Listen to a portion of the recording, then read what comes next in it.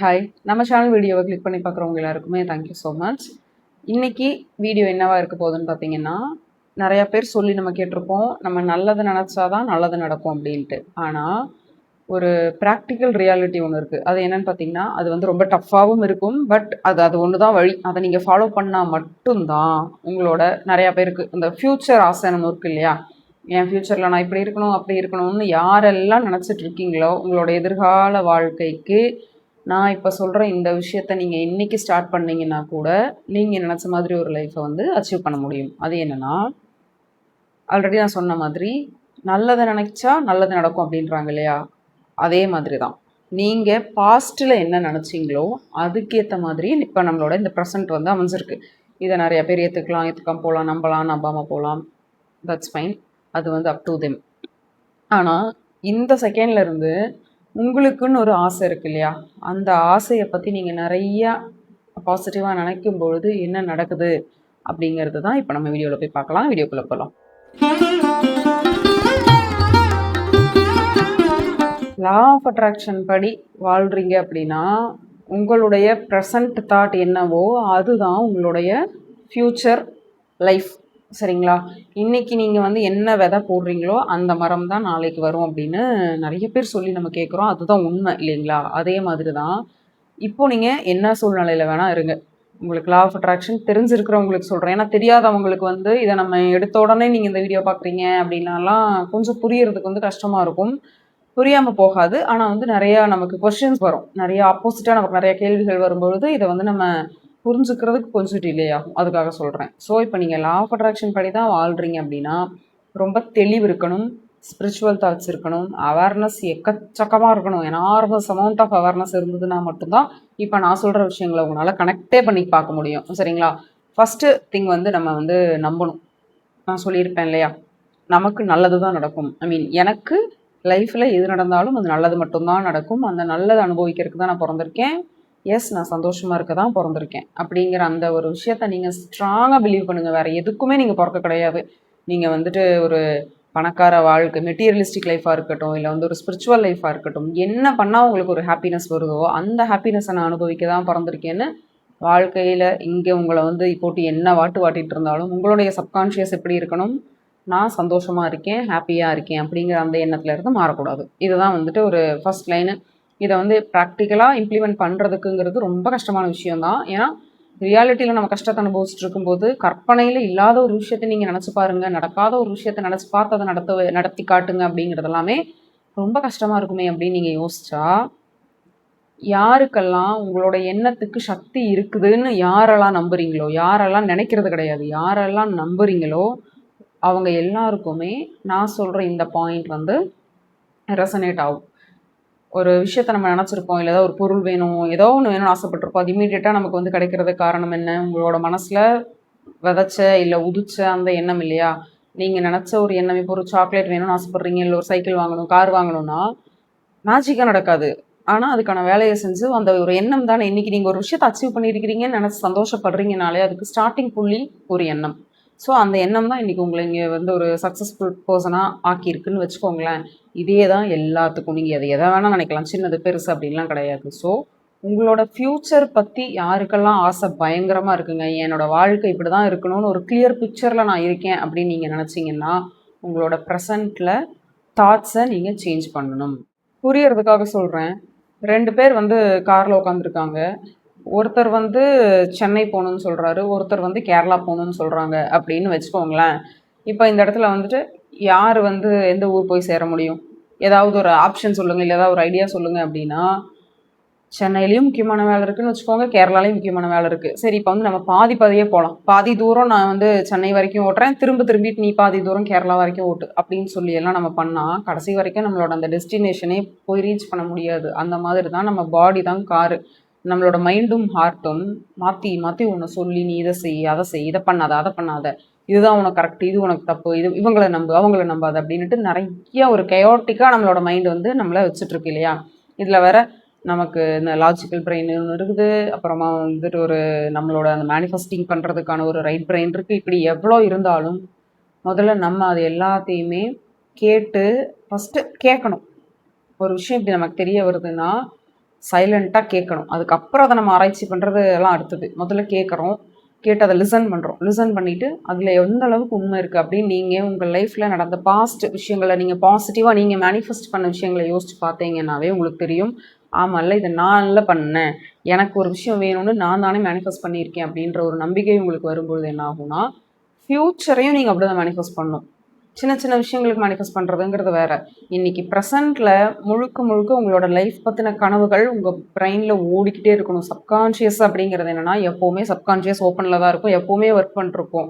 Even நம்ம தூங்கும்போது கூட சப்கான்ஷியஸ் தூங்காது. அப்போ என்ன ஆகுது, இப்போ என்ன பிரச்சனைனா, பிரச்சனை இல்லை, என்ன ஒரு சேலஞ்சுன்னு பார்த்தீங்கன்னா, இப்படி ஒரு டே டைமில் நம்மலாம் உட்காந்து பேசுகிறோம், நம்மளோட வேலைகளை செய்கிறோம் அப்படிங்கும்பொழுது கான்ஷியஸ் மைண்ட் ஓப்பனில் இருக்கிறது, சப்கான்ஷியஸ் ஆஃபில் இருக்குது நம்ம நினைப்போம். ஆனால் அப்படி கிடையாது, சப்கான்ஷியஸும் வேலை பார்த்துட்டு தான் இருக்கும். ஆனால் நம்ம வந்து ஓவராக யூஸ் பண்ணுறது கான்ஷியஸ் பிரெயின், கான்ஷியஸ் மைண்ட் அப்படிங்கிறனால நம்ம சப்கான்ஷியஸில் நம்ம என்ன நினைக்கிறோம், என்ன பண்ணுறோங்கிறத நம்ம அன்கான்ஷியஸாக இருக்கிறோம். புரியுதா உங்களுக்கு? ஐயோ நமக்கு சப்கான்ஷியஸ் வந்து ஓப்பனில் தான் இருக்குது, அது வேலை பார்த்துட்ருக்கு. இப்போ நான் ஒருத்தரை பிடிச்சி கத்தி திட்டிக்கிட்டு இருக்கேன் அப்படின்னா அதுவும் போய் என் சப்கான்ஷியஸில் தான் ரெஜிஸ்டர் ஆகுது. அதனால் நான் கொஞ்சம் சட்டிலாக பேசணும், கொஞ்சம் பொறுமையாக இருக்கணும், இந்த வார்த்தைகள்லாம் நான் யூஸ் பண்ணக்கூடாது, இவங்களை இப்படியெல்லாம் நான் பேசக்கூடாது அப்படின்னு நீங்கள் அந்த கான்ஷியஸாக இருந்து நீங்கள் சப்கான்ஷியஸ் கூட கனெக்ட் ஆனீங்கன்னா மட்டும்தான் அதுதான் அவேர்னஸ். நான் எதை பண்ணணும், எதை பண்ணக்கூடாது, எதை பேசணும், எதை பேசக்கூடாது, எதை செய்யணும், எதை செய்யக்கூடாது, இதை நான் எப்படி ஹேண்டில் பண்ணணும், இவங்கள்கிட்ட நான் எப்படி புரிய வைக்கணும், எதுவுமே ஒர்க் அவுட் ஆகலை அப்படின்னா அதுக்கு நான் என்ன பண்ணணும், என் மென்டல் பீஸை நான் எப்படி பாதுகாத்துக்கணும் அப்படின்னு எப்போவுமே அவேர்னஸாக இருக்கிற ஒரு விஷயம் பார்த்தீங்கன்னா எப்போ நடக்கும்னா, எப்போ நீங்கள் கான்ஷியஸாக இருக்கீங்களோ. சப்கான்ஷியஸ் கூட கனெக்ட் ஆகிறதுக்கு ஒரே ஒரு கீ கான்ஷியஸாக இருக்கிறது தான். இப்போ நம்ம எப்படி இருக்கோம்னா அன்கான்ஷியஸாக இருக்கும். யாரெல்லாம் நார்மலாக பிடிச்சி திட்டிக்கிட்டு சாப்பிட்டுக்கிட்டு டிவி பார்த்துட்டு ஃபோன் பார்த்துட்டு வேலைக்கு போயிட்டு வந்துட்டு குழந்தைங்களோட விளையாடிட்டு அப்படி இப்படின்னு ஒரு ஒரு லைஃப் வாழ்ந்துகிட்டே இருக்காங்க இல்லையா, இதாக என் ரொட்டீனு, இப்படி தாங்க நான் ரொம்ப நாளாக வந்துட்டு இருக்கேன் அப்படிங்கிறவங்க எல்லாமே அன்கான்ஷியஸாக இருப்பாங்க. அவங்களுக்கும் சப்கான்ஷியஸ் ஓப்பனில் தான் இருக்கும். இப்போ அவங்களுக்கு அதிகப்படியாக சப்கான்ஷியஸில் என்ன போய் ஸ்டோர் ஆகுதோ அது அவங்க லைஃப்பில் நடக்கும். இப்போ கான்ஷியஸாக இருக்கவங்களுக்கும் சப்கான்ஷியஸ் ஓப்பனில் இருக்கும். நீங்களாம் என்னெல்லாம் பாசிட்டிவ் திங்கிங் நினைக்கிறீங்க, என்ன மாதிரி ஒரு சுச்சுவேஷனை ஹேண்டில் பண்ணணும், இல்லை என் லைஃப்பில் எதெல்லாம் வேணும், யாரெல்லாம் கூட இருக்கணும்னு நினைக்கிறீங்களோ அதுவும் போய் சப்கான்ஷியஸில் ஸ்டோர் ஆகும். இப்போ இந்த 2 இடத்துலையுமே எது மேஜர் ரோல் ப்ளே பண்ணுதுன்னு பார்த்தீங்கன்னா கான்ஷியஸ் மைண்டு அப்படிங்கிறது, ஐ மீன் அவேர்னஸ். நீங்கள் அவேர்னஸோட ஒரு விஷயத்த நீங்கள் கேட்டிங்கன்னா யூனிவர்ஸ் உங்களுக்கு கொடுப்பாங்க. இப்போ என்னோட ஃப்யூச்சர் இதுதாங்க, நான் இப்படி தான் நினைக்கிறேன் அப்படின்னு நீங்கள் ஸ்டார்ட் பண்ணுறீங்க அப்படின்னா மேனிஃபெஸ்டேஷனை ரொம்ப ப்ராப்பராக ரொம்ப அழகாக ஸ்டார்ட் பண்ணணும். சரிங்களா?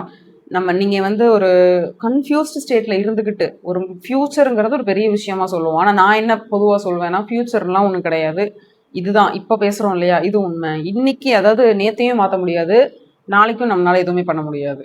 ஸோ இன்னைக்கு நடக்கிறத இன்னைக்கு சரியாக பண்ணணும்னு நம்ம நினைப்போம். அப்படிங்கிறது வந்து ஒரு ரியல் ஃபேக்ட். பட் இந்த ரியல் ஃபேக்டை நம்ம பிரெயின் வந்து ஏற்றுக்காது. ஏன்னா நம்ம வளர்ந்த விதமே பார்த்தீங்கன்னா எதிர்காலம், ஃப்யூச்சரில் நீ நல்லா இருக்கணும், ஒரு ஃப்யூச்சரில் நீ செட்டில் ஆகணும், நல்ல இப்போ நீ கஷ்டப்பட்டு படிச்சினா தான் ஃப்யூச்சரில் உனக்கு நல்ல வேலை கிடைக்கும் அப்படின்னு குழந்தையா இருக்கும் பொழுதே, இப்போ நீ நல்லா சாப்பிட்டீங்கன்னா தான் பெரியவனாய் ஹெல்த்தியாக இருக்க முடியும், இப்போ நீ நல்லா ஒர்க் பண்ணாதான் பெரியவனாய், ஐ மீன் நல்லா ஒர்க் பண்ணாதான் உனக்கு வந்து பென்ஷன் டைமில் நீ வந்து ரிலாக்ஸ்டாக உங்கள் லைஃப்பை என்ஜாய் பண்ண முடியும் அப்படின்ட்டு இப்போ இருக்கிறத நீ பண்ணினா தான் ஃப்யூச்சருக்கு நல்லாயிருக்கும், இப்போ நீ இதை பண்ணாதான் ஃப்யூச்சர் நல்லாயிருக்கும்னு சொல்லியே ஆட்டோமேட்டிக்காகவே நம்ம மைண்டு ஓகே ஃப்யூச்சர்னு ஒன்று இருக்குல்ல, அதுக்கெல்லாம் நம்ம வேலை பார்க்கணும், அப்போ நம்ம நல்லா இருக்கணும்னா இப்போ வேலை பார்த்து தான் ஆகணும், இப்போ கஷ்டப்பட்டு தான் ஆகணும் அப்படின்னு பிரெயின் வந்து ஒரு டிசைன் ஆகிடுச்சு. இப்போ அதெல்லாம் மாற்றலாம் முடியாது. ஸோ இப்போ அதை எப்படி சரியாக யூஸ் பண்ணுறது, ஓகே டிசைன் ஆனது ஆகிட்டு போகுதுங்க, இப்போ அதை நம்ம எப்படி சரியாக யூஸ் பண்ணணும்னா எப்போவுமே பாசிட்டிவாக நீங்கள் என்ன மாதிரி ஒரு வீட்டில் வாழணும்னு நினைக்கிறீங்க, என்ன மாதிரி ஒரு ஃபேமிலி இருக்கணும், உங்கள் லைஃப் ஸ்டைல் எப்படி இருக்கணும், உங்களோட ஒரு ஃபினான்ஷியல் க்ரோத்தாக இருக்கட்டும், வெல்த் வைஸ் இப்படி எல்லாத்தையுமே ஏன்னா பாசிட்டிவாக சந்தோஷமாக நினைக்கிறீங்க அவ்வளோதான். அதில் என்ன காசா பணமா, சும்மா நினைக்கிறதுக்கு நமக்கு எங்கே வந்து கஷ்டமாக இருக்க போகுது, கண்டிப்பாக இருக்காது. ஆனால் அந்த சும்மா நினைக்கிறதுக்கே நமக்கு கஷ்டமாக இருக்குது அப்படின்னா எந்த அளவுக்கு நம்ம வந்து இந்த மெட்டீரியலிஸ்டிக் லைஃப் கூடயும் எந்த அளவுக்கு ஒரு அன்கான்ஷியஸ் வாழ்க்கை, அதாவது முழுக்க அன்கான்ஷியஸாகவே வாழ்ந்துட்டுருக்குறோம்னாவே முடிஞ்சு நம்ம வந்து ரொம்ப டவுன் ஆகிட்டு இருக்கோம். நம்மளோட 7 சக்ராஸும் பயங்கர இம்பேலன்ஸில் இருக்குது. ஏன்னா நம்ம ஒரு விஷயத்தை நினச்சி அதை ப்ராப்பராக பண்ண முடியல அப்படின்னாலே அந்த இடத்துல சக்ராவோட இம்பேலன்ஸ் வந்து இருக்குதுன்னு அர்த்தம். ஸோ ஒரு மெடிடேட் பண்ணுங்க, இல்லையா ஒரு ஃப்ரீ டைம் கிடைக்குதுன்னா ஒரு சும்மா திங்க் பண்ணி பாருங்க. உங்களோட இன்னைக்கு நீங்கள் என்ன நினைக்கிறீங்களோ அதுதாங்க நாளைக்கு ஃபியூச்சர். இப்போ ஃபார் எக்ஸாம்பிள் எப்படி சொல்லலாம்னா, நாளைக்கு நீங்கள் போய் ஒரு ஷாப்பிங் பண்ண போகிறீங்க, கடையில் போய் இதெல்லாம் வாங்கணும், இந்த கிஃப்ட்லாம் வாங்கணும், அப்புறம் இங்கே இப்பெல்லாம் போகணும், ஒரு ஊருக்கு போகிறதுக்கு டிக்கெட் புக் பண்ணணும், 10ஆம் தேதி நான் ஊருக்கு போகிறேன்னா இன்னைக்கு போய் டிக்கெட் புக் பண்ணணும், இது எல்லாமே என்னது ஃபியூச்சர். ஸோ ஃபியூச்சருக்கு நடக்கணுங்கிறது நீங்கள் இன்றைக்கெல்லாம் நினைக்கிறீங்க, 10ஆம் தேதி ஊருக்கு போகிறத நம்ம 10ஆம் தேதி உட்காந்து நினைக்க மாட்டோம்ல, அந்த மாதிரி இப்போ நடக்குது இல்லை. 10th நான் வந்து ஃப்ளைட் டிக்கெட் புக் பண்ணுறேன் அப்படின்னா அதுக்கு முன்னாடியே நான் இன்னைக்கு பண்ணிடுவேன், அப்பதான் நான் 10ஆம் தேதிக்கு போக முடியும். நான் 10ஆம் தேதிக்கு நினைச்சு 10ஆம் தேதிக்கு போய் பண்ணுவேன் அப்படிங்கிறதெல்லாம் எப்படி ஒரு லாஜிக் திங்கிங்கே அது ஒர்க் அவுட் ஆகாது. அதே தான் அந்த ஃபார்முலா தான் இங்கேயுமே. ஸோ ஃபியூச்சரில் நான் இப்படி இருக்கணும்னா அதை நீங்கள் இன்னைக்கு நினச்சி பார்க்கணும். இன்னைக்கு நினச்சி பார்க்கும்போது நிறையா கொஷின்ஸ் வருதுங்க. எனக்கு அது கேட்கும்போது அதை நினச்சி பார்க்கும்போதே எனக்கு வந்து ஒன்றும் ஹேப்பனிங்காகவே இல்லை, நம்புற மாதிரி இல்லை அப்படிங்கிற டவுட்ஸ் உங்களுக்கு வருதுன்னா நீங்கள் கரெக்டான பாத்தில் இருக்கிறீங்கன்னு அர்த்தம்.